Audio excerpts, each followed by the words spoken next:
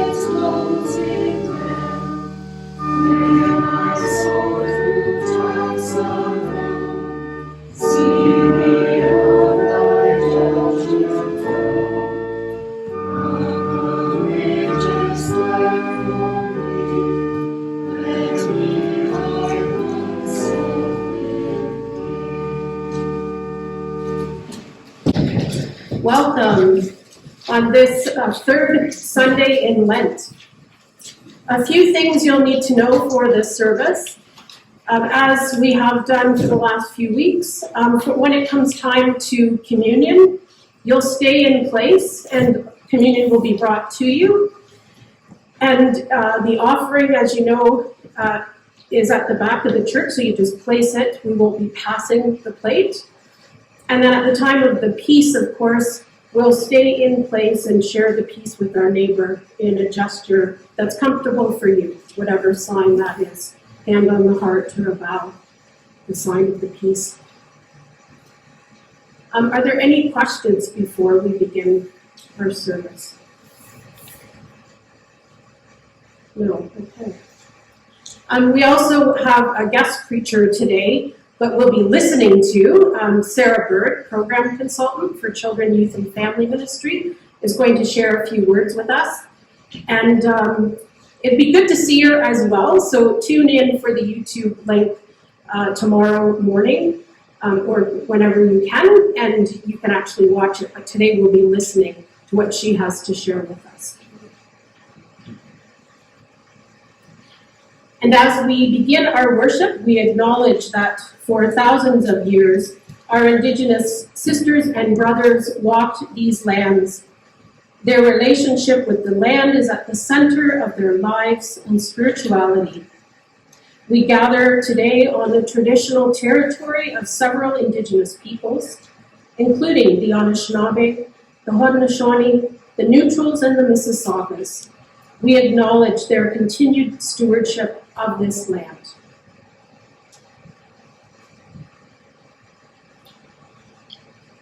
Where Christ walks, we will follow.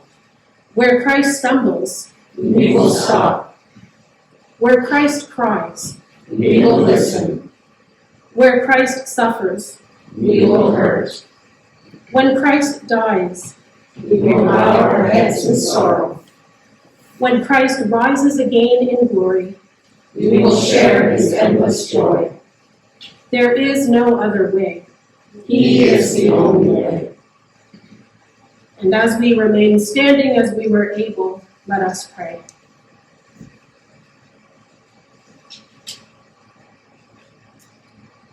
Eternal God, your kingdom has broken into our troubled world through life, death, and resurrection of your Son. Help us to hear your word and obey it, and bring your saving love to fruition in our lives. Through Jesus Christ, our Savior and Lord, who lives and reigns with you and the Holy Spirit, one God, now and forever. Amen. And please be seated for the first reading.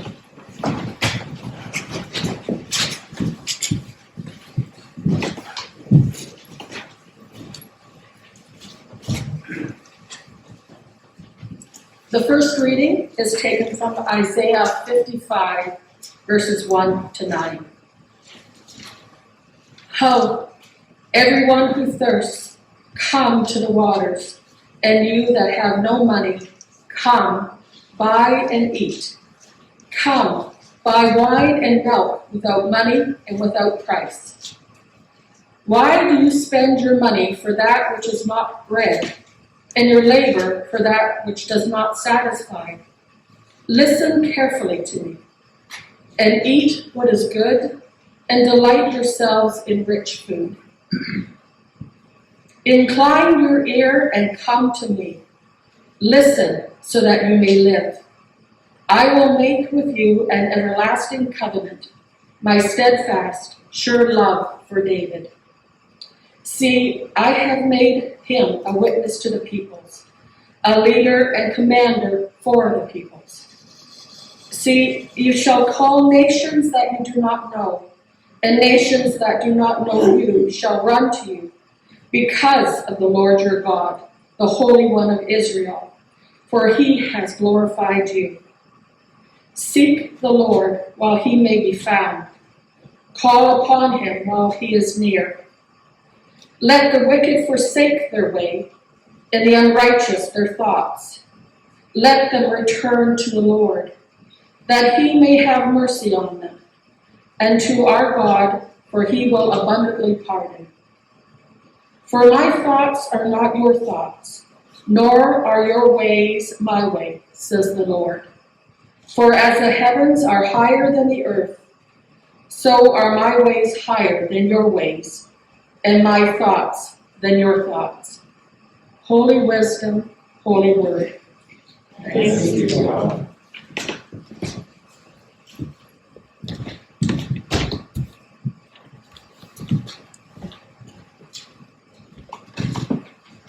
Good morning.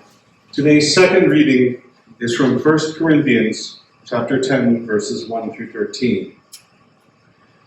I do not want you to be unaware, brothers and sisters, that our ancestors were all under the cloud, and all passed through the sea, and all were baptized into Moses in the cloud and in the sea, and all ate the same spiritual food, and all drank the same spiritual drink. For they drank from the spiritual rock that followed them, and the rock was Christ. Nevertheless, God was not pleased with most of them, and they were struck down in the wilderness. Now these things occurred as examples for us, so that we might not desire evil as they did. Do not become idolaters, as some of them did. As it is written, the people sat down to eat and drink, and they rose up to play. We must not acknowledge in sexual immorality. We must not indulge in sexual immorality, as some of them did, and 23,000 fell in a single day. We must not put Christ to the test, as some of them did, and were destroyed by serpents. And do not complain, as some of them did, and were destroyed by the destroyer. These things happened to them to serve as an example, and they were written down to instruct us, on whom the ends of the ages have come. So if you think you are standing, watch out that you do not fall. No testing has overtaken you that is not common to everyone. God is faithful, and he will not let you be tested beyond your strength. But with the testing, he will also provide the way out, so that you may be able to endure it. Holy wisdom, holy word. Thanks be to God.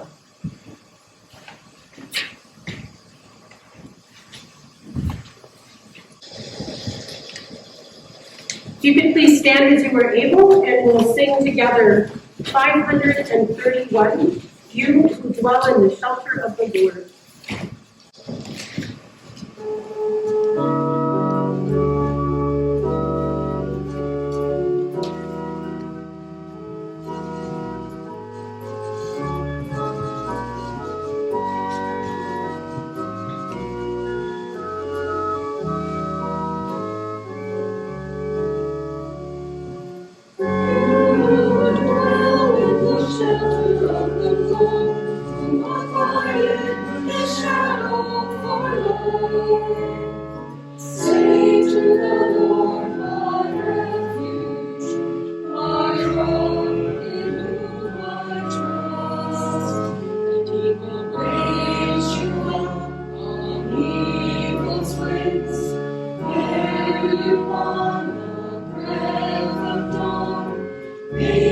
To shine like the sun and hold you in the palm of his hand.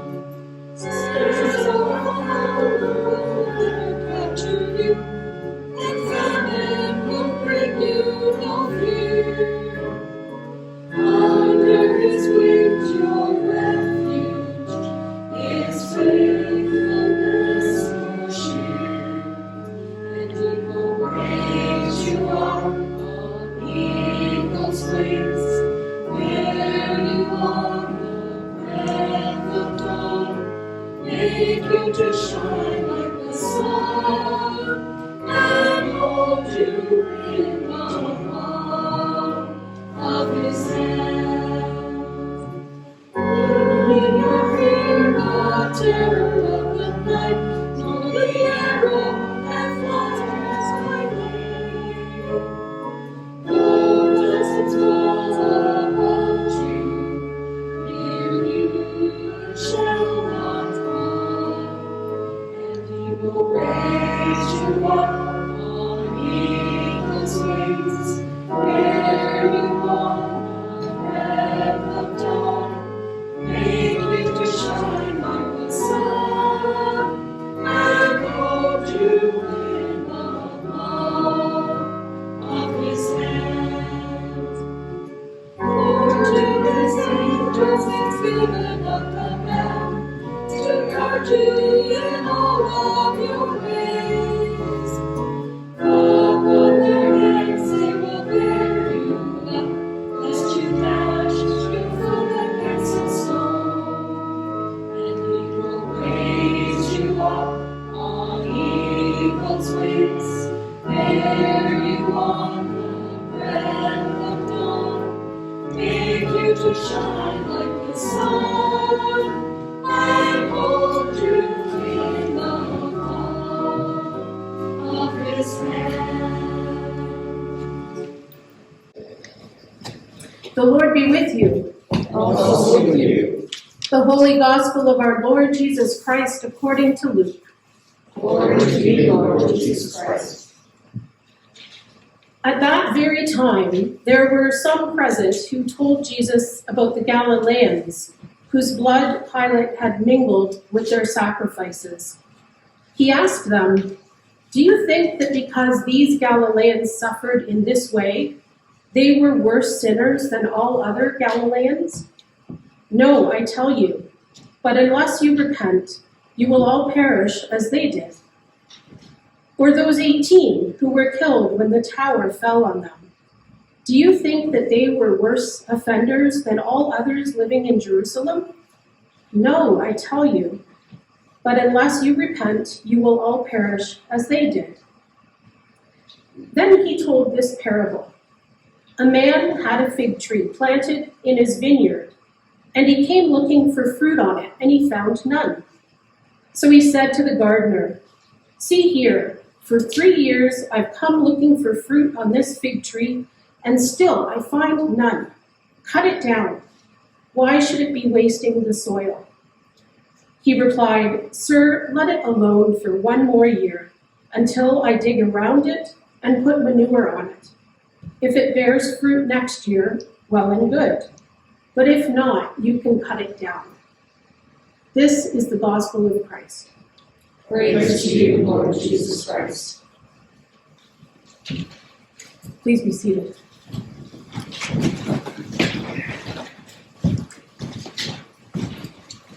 So as I said, we're going to listen now to Sarah Byrd.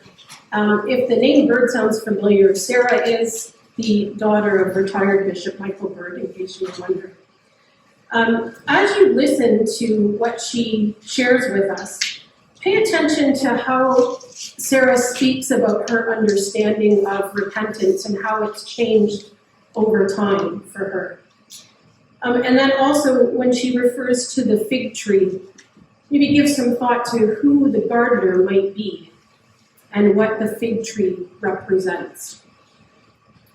And she'll have a few questions for us to ponder about ourselves in our journey in Lent and about ourselves as a congregation moving forward. So I'll leave it at that until she's finished. Good morning. It is a privilege to be here today. I am Sarah Byrd. I am the program consultant for Children, Youth, and Family Ministry in our beautiful diocese. It is an honor to speak to you. I don't know about you, but the sunshine and the warmer temperatures that we received this week not only has warmed my heart, but also has revived my soul. A reminder that colder, darker days are behind us and fresh new beginnings are underway. The gospel, the story this morning could not have come to me at more of a perfect time. And here's why. Throughout the last 2 years of the pandemic restrictions and closures, Children, Youth, and Family Ministry across the diocese has seen the Spirit at work in the most remarkable of ways. 2 years of virtual programming gathered churchgoers, unchurched and de-churched children, youth, and young adults. For the first time, we brought together confirmands from across the diocese to explore the sacraments and Anglican traditions. We now have a growing network of CYFM, Children, Youth, and Family leaders who meet regularly to share resources and combine ministry initiatives. A group of 60 young adults also meet monthly to explore life's big questions, spirituality, and trending topics. I could spend all morning talking about the ways in which God has led us through this pandemic storm, and there is so much to celebrate, but we just do not have enough time. The last 2 years has been incredibly rewarding, but also exhausting as we redesigned the wheel of children, youth, and family ministry in every aspect. The start of January is when the exhaustion hit me the hardest. My creative juices were now dry. I had a hard time coming up with dialogue topics for the young adult ministry program, and I just felt paralyzed. Jumping into action at the start of the pandemic and working at what felt was 120% has now taken a toll. And not to mention, I got COVID in January. Never have I before felt a desperate longing for a Lenten journey. And I am thankful to be here and that I'm on my way. Our gospel reading this morning has Jesus in dialogue with people who have questions about the meaning of life and why innocent people die. Questions that have been asked throughout the centuries and are still wondered about today. Jesus talks about the tragic news of 2 groups of people, one being the Galileans who died at the hands of Pilate, and the others who died when the tower fell on them. Jesus goes on to move people beyond their fears and doubts and out of complacency by telling people to repent. We don't know what tomorrow will be, but be sure to repent. Now, repent was a word that I just all around did not like until I learned the full meaning. I believed that to repent was to reveal sin and to be sorry, until learning that repentance is about self-discovery, healing, forgiveness, turning around, and the discovery of God. The gospel has a sense of urgency for all of us to embark into discovery. And what a time to do so when so many of us are tired, defeated, and have many questions. Why is there so much division around the pandemic? Is there another wave coming? Why is the war happening in Ukraine, Syria, and Afghanistan? What will the church look like in the next few years? And most importantly, where is God calling all of us in the midst of this? What I find interesting is that Jesus is always asking questions to lead us to the answer, or at least to help us to begin to understand. Jesus' questions in Luke's reading comes to us as a warning, one that I needed to hear. He warns us not to be complacent, not to sit and wallow or fall into doubt and fear.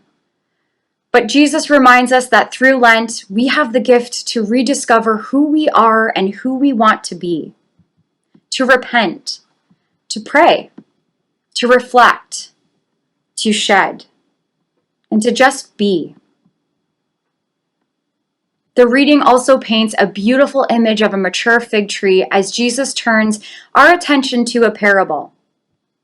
After a man checked on his trees in his vineyard, he became quite angry, saying, "For 3 years now I've been coming to look for fruit on this fig tree and haven't found any.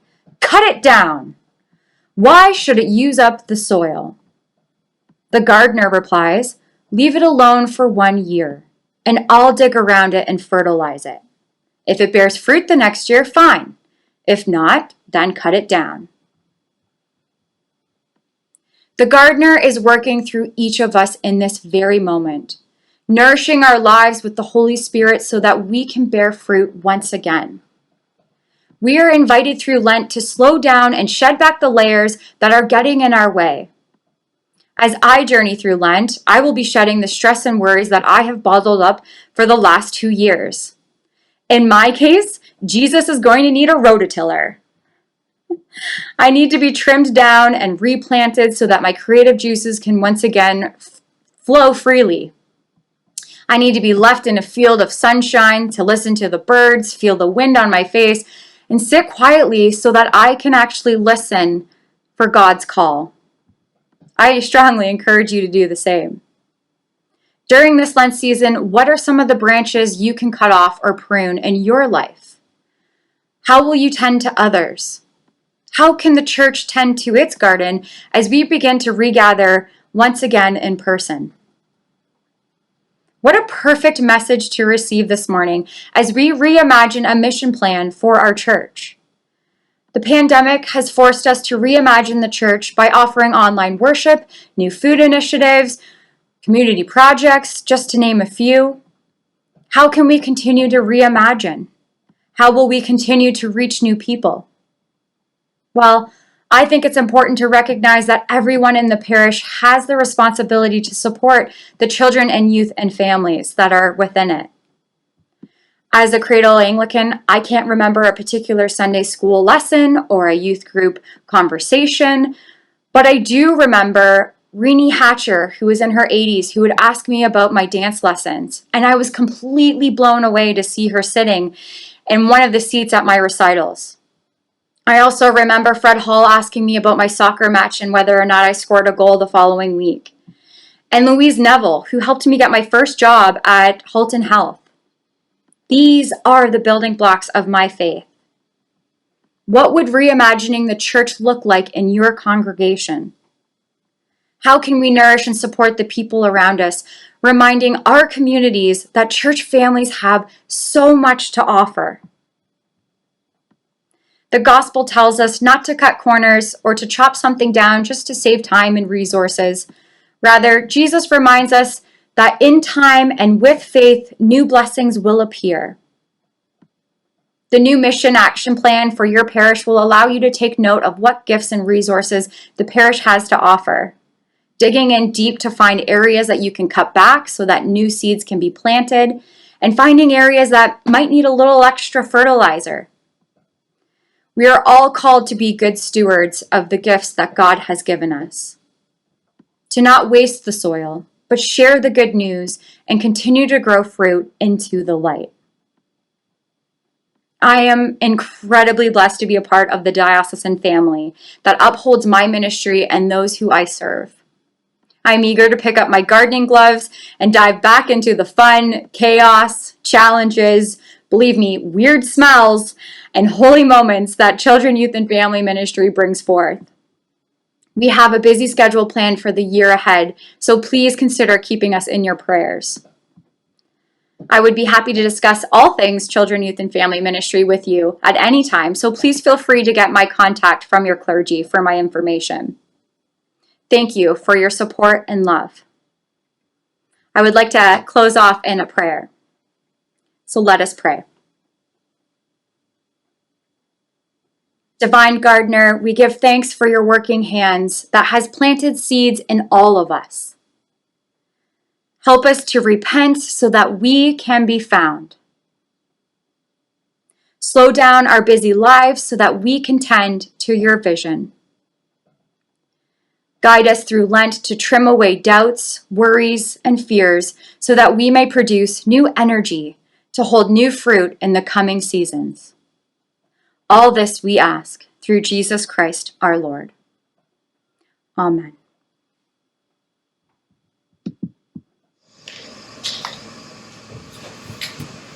If you could please stand as you are able as we affirm our faith together. We continue at the top of page 3. I believe in God, the Father Almighty, creator of heaven and earth. I believe in Jesus Christ, his only Son, our Lord. He was conceived by the power of the Holy Spirit and born of the Virgin Mary. He suffered under Pontius Pilate, was crucified, died, and was buried. He descended to the dead.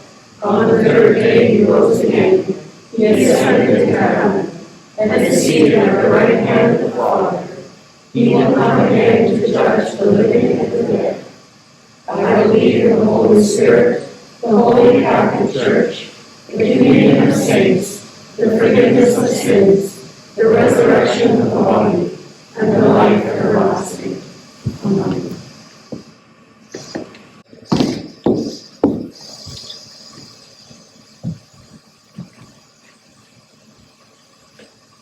Please stand, kneel, or sit as is comfortable for the prayers of the people.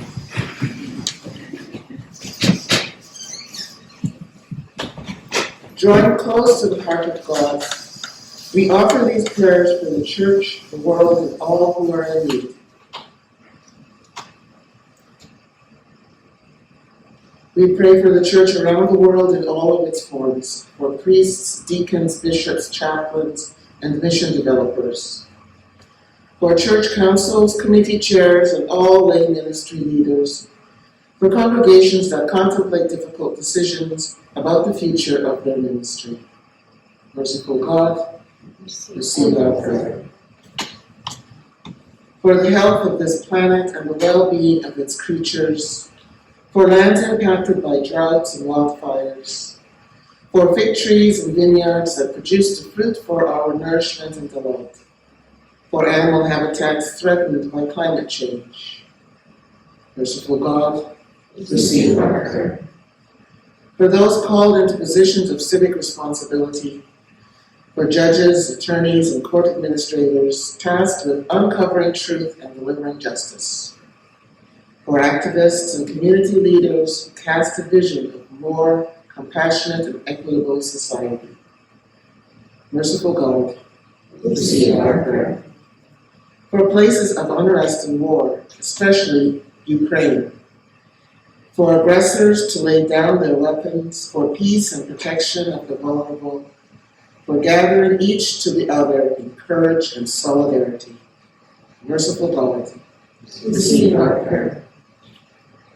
For those who call upon you for mercy, for all who live in poverty and experience hunger, for any who feel tested beyond their strength, for those who are hospitalized or near death, and for all in need of healing, remembering especially today all we name before you aloud or in the quiet of our hearts.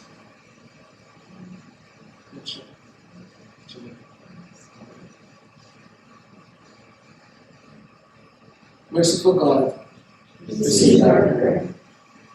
For the advocacy efforts of this congregation, for those whose faith leads them to speak difficult truths and engage in difficult conversations, for those who promote mercy over vengeance or retaliation.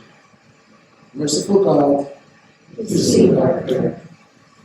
For those whose earthly journeys have ended, we give you thanks. For Tom Ashwell and for all the saints, we praise you for the forgiveness of sins, the resurrection of the body, and the life everlasting. Merciful God, receive our prayer. Accept the prayers we bring, O God, on behalf of a world in need, for the sake of your Son, Jesus Christ. Amen.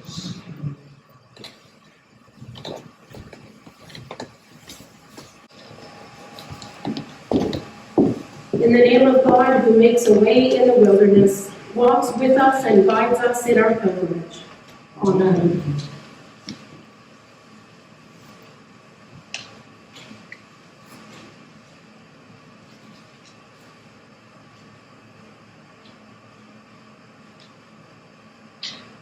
Holy One, we confess that we have wandered far from you.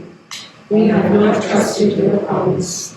We have ignored your prophets in our own day. We have squandered our inheritance of grace. We have failed to recognize you in our midst. Have mercy on us. Forgive us and turn us again to you. Teach us to follow in your ways. Assure us again of your love. And help us to love our neighbor. Amen. Beloved in Christ, the word draws near to you, and all who call out to God shall be saved. In Jesus, God comes to you again and again. In Jesus, your sins are forgiven. Amen. And please stand for the peace. The peace of Christ be always with you. And also with you.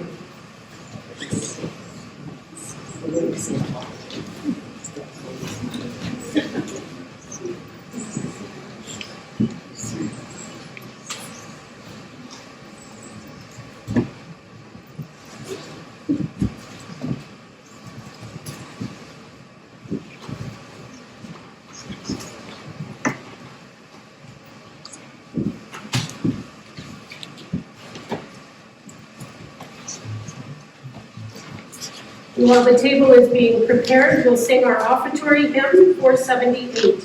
Almighty God, thy word is past.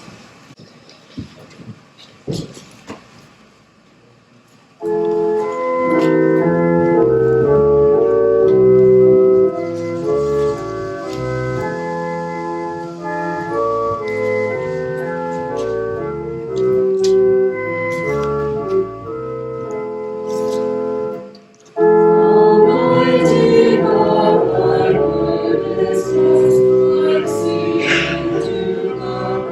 you.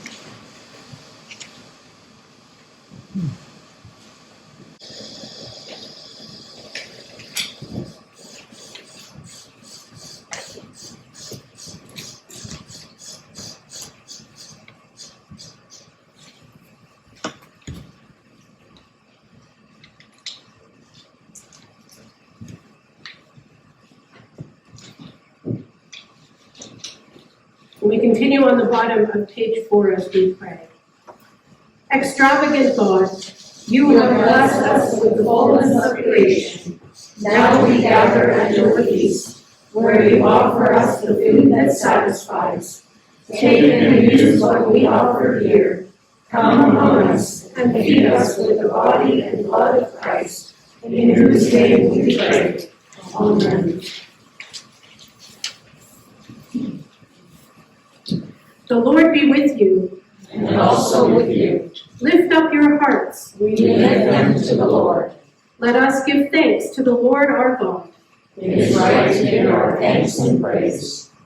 It is right that we should praise you, God of peace and wholeness, because you created us in love and placed us in the garden of your abundance to live in communion with you and with each other. And even when we turned away from you and turned against one another, you would not let us go. You reached out to us through flood and deliverance, enslavement and exodus, exile and return, to teach us peace with justice. Finally, you came to us in Jesus, who embodied your shalom and assured us of your embrace. For this and all your goodness to us, we praise you.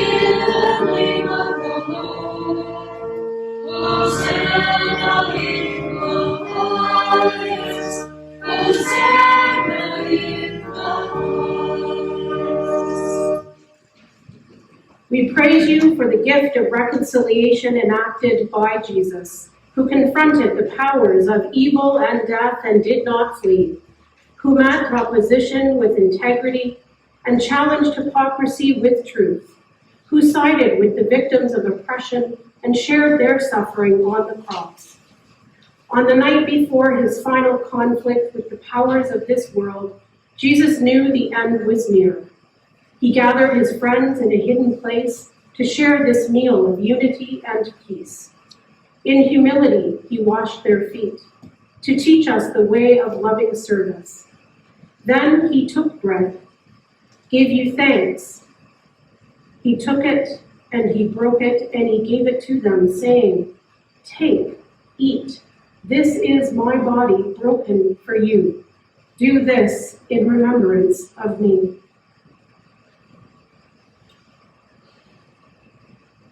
After supper, he took the cup of wine, and when he had given thanks, he gave it to them and said, "Drink this, all of you.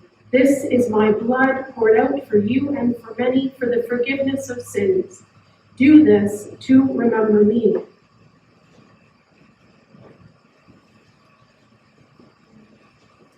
Gracious God, as we share this meal, we remember the death and resurrection of Jesus and recommit ourselves to walk in his way of peace. Send your Holy Spirit on us and on these gifts, that we may know the presence of Jesus in the breaking of his bread. Fill us with the courage and love of Jesus, restore our humanity and renew our hope, that we may live fully in communion with you and with all those whom you love. This we ask in the name of Jesus, who taught us to pray. Our Father in heaven, Hallowed be your name. Your kingdom come. Your will be done on earth as in heaven. Give us today our daily bread. Forgive us our sins, as we forgive those who sin against us. Save us from the time of trial, and deliver us from evil. For the kingdom, the power, and the glory are yours, now and forever. Amen. here is food for the journey. Take and be filled. These are the gifts of God for the people of God. Thanks be to God.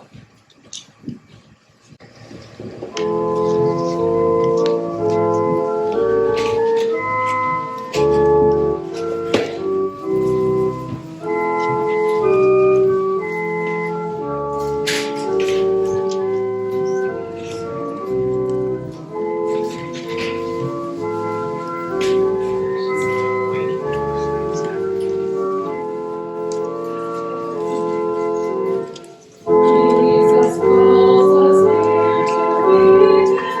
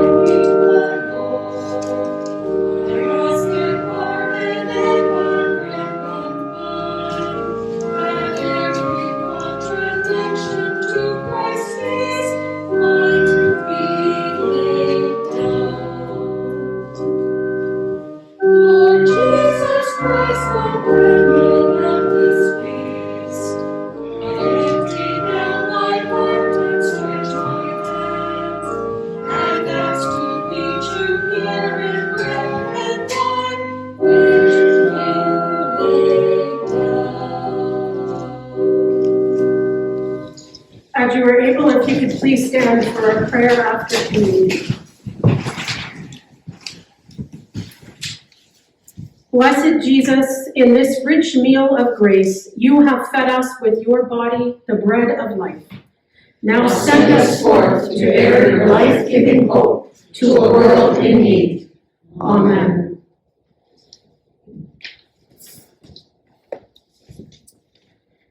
You are the children of God, anointed with the oil of gladness and strengthened for the journey. Almighty God, motherly, majestic, and mighty, bless you this day and in the days ahead. Amen. Amen.